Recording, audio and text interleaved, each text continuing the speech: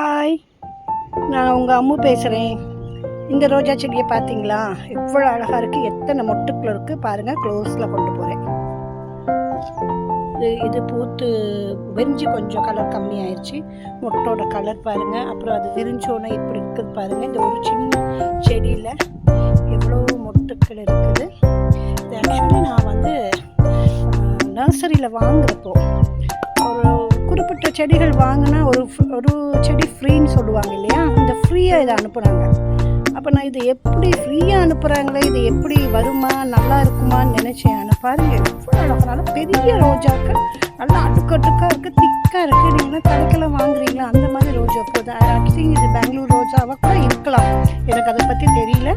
அது it's very beautiful, கலரும் beautiful. பாருங்கள், இந்த ஒரு செடியில் எத்தனை மொட்டுக்கள் இருக்குது, பூக்கள் இருக்குது. ஒரு சின்ன இது வாங்கி ஒரு 3 to 4 months தான் இருக்கும்.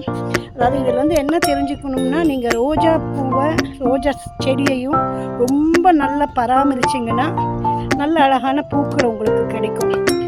ரோஜா செடி வளர்க்குறது கொஞ்சம் கஷ்டம்தான், ஆனால் கரெக்டான மெயின்டைனிங் பண்ணிங்கன்னா உங்களுக்கு சக்ஸஸ்ஃபுல்லாக வரும்.